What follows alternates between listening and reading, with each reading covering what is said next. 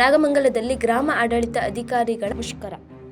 February 10 Nagamangala ತಾಲೂಕಿನ ಗ್ರಾಮ ಆಡಳಿತ ಅಧಿಕಾರಿಗಳ 2ನೇ ಹಂತದ ಅನಿರ್ದಿಷ್ಟಾವಧಿ ಮುಷ್ಕರ ಮಾಡಲಾಯಿತು. ಇಂದು ನಾಗಮಂಗಲ ತಾಲೂಕಿನ ಕರ್ನಾಟಕ ರಾಜ್ಯ ಗ್ರಾಮ ಆಡಳಿತ ಅಧಿಕಾರಿಗಳ ಕೇಂದ್ರ ಸಂಘ ತಾಲೂಕು ಘಟಕ ವತಿಯಿಂದ ಗ್ರಾಮ ಆಡಳಿತ ಅಧಿಕಾರಿಗಳ ಮೂಲಭೂತ ಸೌಕರ್ಯಗಳನ್ನು ಸರ್ಕಾರ ಇದುವರೆಗೂ ಯಾವುದೇ ಕ್ರಮ ಕೈಗೊಂಡಿಲ್ಲದ ಕಾರಣ 2ನೇ ಹಂತದ ಅನಿರ್ದಿಷ್ಟಾವಧಿ ಮುಷ್ಕರವನ್ನು ನಾಗಮಂಗಲ ಮಿನಿ ವಿಧಾನಸೌಧ ಆವರಣದಲ್ಲಿ ಕಪ್ಪು ಪಟ್ಟು ಧರಿಸಿ ಪ್ರತಿಭಟನೆ ಮಾಡಲಾಯಿತು. ಪ್ರತಿಭಟನೆಯಲ್ಲಿ ನಾಗಮಂಗಲ ತಾಲೂಕಿನ ಗ್ರಾಮ ಆಡಳಿತ ಅಧಿಕಾರಿಗಳು, ಸಂಘದ ಪದಾಧಿಕಾರಿಗಳು ಹಾಜರಿದ್ದರು. 3 ತಿಂಗಳ ಕಾಲಾವಧಿಯನ್ನು ಕೊಟ್ಟು ಬೇಡಿಕೆಗಳನ್ನ ಈಡೇರಿಸ್ತೇವೆ ಅಂತ ಹೇಳಿದ್ರು. ಆ ನಿಟ್ಟಿನಲ್ಲಿ ನಾವು ಮುಷ್ಕರವನ್ನು ಹಿಂಪಡೆದಿದ್ವಿ.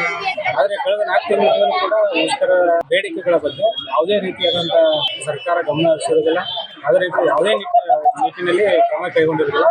ಹಾಗಾಗಿ ನಾವು 2ನೇ ಹಂತದ ಮುಷ್ಕರವನ್ನು ಮೂಲಭೂತ ಸೌಲಭ್ಯಗಳನ್ನು ಒದಗಿಸಿಕೊಡಬೇಕು ಅಂತ ಅಂದ್ಬಿಟ್ಟು 2ನೇ ಹಂತದಲ್ಲಿ ಮುಷ್ಕರಕ್ಕೆ ಹೋಗ್ತಾ ಇದ್ವಿ. ಅನಿರ್ದಿಷ್ಟಾವಧಿ ಮುಷ್ಕರವನ್ನು ಕೈಗೊಂಡಿದ್ವಿ. ಸರ್ಕಾರ ಈ ಕಡೆ ಗಮನ ಕೊಡುವವರೆಗೂ